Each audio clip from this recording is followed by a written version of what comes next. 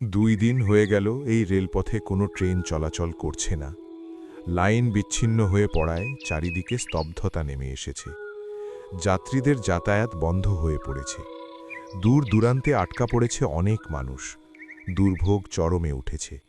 তাই উপর মহল থেকে কড়া নির্দেশ এসেছে, আজকের মধ্যে যেভাবেই হোক এই লাইনে জোড়া লাগাতে হবে।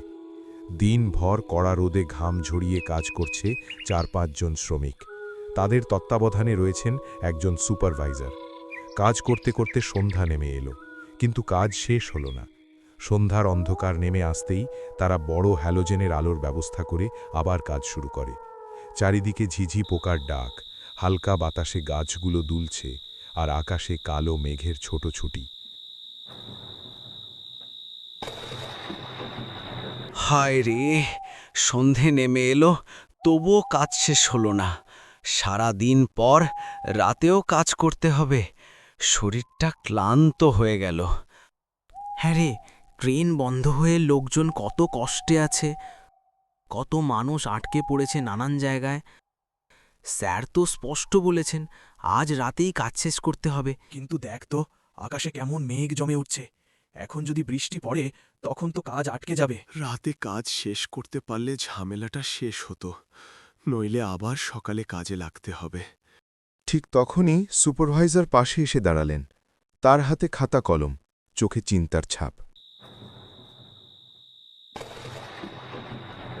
শুনছো সবাই?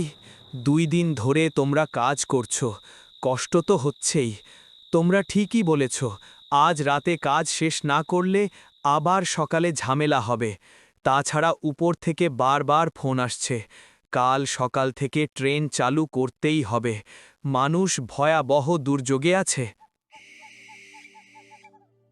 স্যার, শরীরটা যে আর চলছে না, তার মধ্যে আবার বলছেন আজ আবার রাতেও কাজ করতে হবে।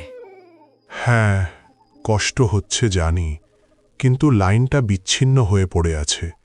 এর মানে বোঝো তো, গোটা রেলপথের যোগাযোগ বন্ধ। তাই আজ রাতেই কাজ শেষ করতেই হবে।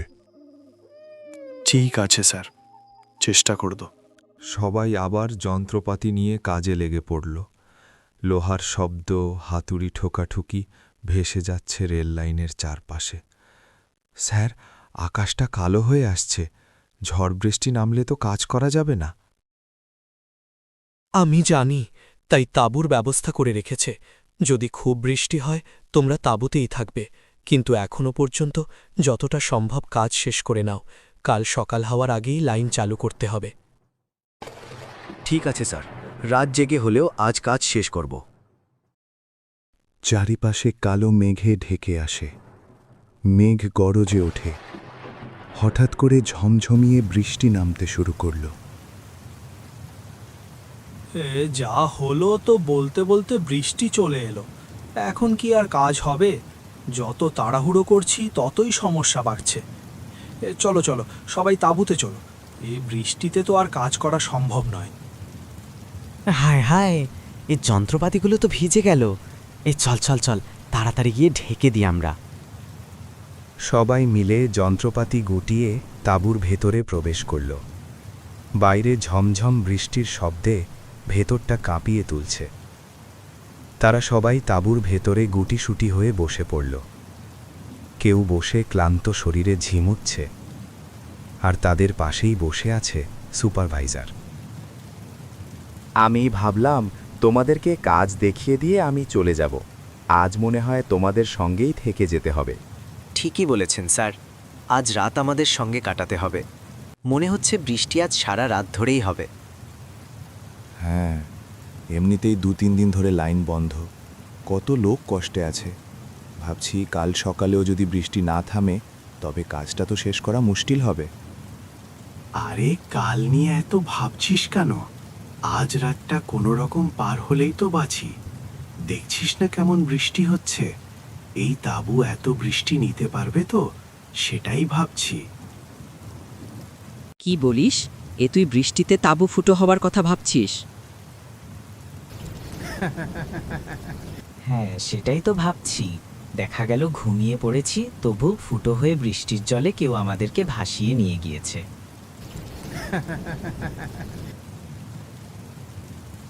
তোমরা এই ক্লান্ত শরীরে কি মজা করছো নাকি সবাই শুয়ে পড়ো? বৃষ্টি থেমে গেলে সকাল সকাল আবার কাজে লাগতে হবে। আজ তো কাজে সর্বনাশ হয়ে গেল বৃষ্টিতে। হাসি ঠাট্টা গল্পগুজব শেষে শ্রমিকরা ক্লান্ত শরীর নিয়ে তাঁবুর মধ্যে শুয়ে পড়ে। ততক্ষণে বৃষ্টির শব্দ কমে গিয়েছে, তবে চারপাশ ভিজে জল কাদা ছড়িয়ে আছে। বাইরে মাঝে মাঝে বাতাসের ঝাপটায় তাঁবুর কাপড় কেঁপে উঠছে। অচিরেই সবাই গভীর ঘুমে তলিয়ে গেল। রাত তখন প্রায় 8:30। হঠাৎ করেই দূর থেকে ভেসে এলো ট্রেনের হুইসেল। একজন শ্রমিক ঘুম থেকে চমকে ওঠে, তারপর বাকি সবাইকে ডেকে তোলে। এই তোরা শুনছিস? ওই রেল লাইন থেকে ভেসে আসছে ট্রেনের হুইসেল। তার চিৎকার শুনে বাকি সবাই ঘুম থেকে উঠে জেগে বসলেন। আরে ধুর, তুই স্বপ্ন দেখিসনি তো? আরে এই লাইনে তো ট্রেন আসার কথা নয়, লাইন তো এখন বিচ্ছিন্ন। না রে না, আমিও শুনছি। হ্যাঁ, একদম পরিষ্কার হুইসেলের আওয়াজ। সত্যি তো, এই রাতে ট্রেন আসছে, কিন্তু কি করে? এ আবার কি ব্যাপার? ট্রেন আসার তো কথা নয়। যদি ভুলবশত কোনো ট্রেন ছেড়ে দেয়া হয় তবে তো ভয়ানক দুর্ঘটনা ঘটবে। চলো সবাই বাইরে বেরোই দেখি। রাত অন্ধকার, বৃষ্টির জলে কাদামাটিতে চারপাশ স্যাঁতস্যাঁত করছে। দূরে আবার শোনা গেল হুইসেলের শব্দ, সঙ্গে লোহার চাকার ঝনঝন আওয়াজ। একটু সময়ের জন্য সবকিছু স্তব্ধ। হায় হায়, সত্যি তো ট্রেন আসছে। আরে এখনো তো পুরোপুরি লাইন জোড়া লাগেনি, এ দুর্ঘটনা হলে তো সর্বনাশ। সবাই শান্ত হও, আগে দেখি কি হচ্ছে। তারা সবাই মিলে রেল লাইনের ধারে গিয়ে দাঁড়াল। চারিদিক নিস্তব্ধ, শুধু হাওয়ার ঝাপটা আর ছুটে আসা ট্রেনের গর্জন। অন্ধকার চিরে এগিয়ে এলো হেডলাইটের তীব্র আলো। মুহূর্তের মধ্যে বিশাল ট্রেনটা গর্জন করতে করতে সামনে এসে দাঁড়াল। হুইসেল বাজতে বাজতে ট্রেন ঠিক ভাঙা লাইনের কাছে পৌঁছতেই আচমকা প্রবল শব্দে দুটি বগি বিচ্ছিন্ন হয়ে ছিটকে আলাদা হয়ে গেল।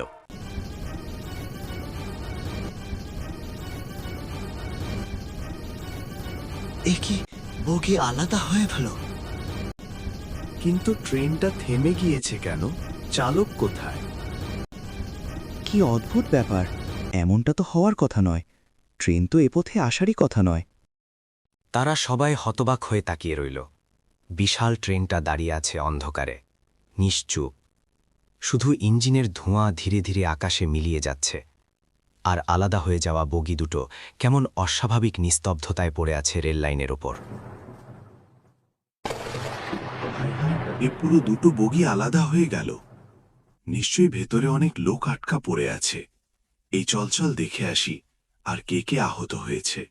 চল তাড়াতাড়ি গিয়ে দেখি, না করলে তাদেরকে কে সাহায্য করবে?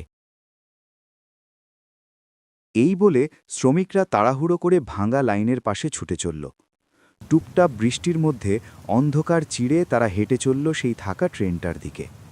ভাঙা বগি দুটো চূর্ণ বিচূর্ণ, তবুও আশ্চর্যের বিষয় কোনো আর্তনাদ নেই। হঠাৎ একে একে ট্রেনের ভেতর থেকে যাত্রীরা নেমে আসতে শুরু করল। সবাই অদ্ভুতভাবে শান্ত, মুখে অচেনা এক হাসি, শান্ত ও উজ্জ্বল।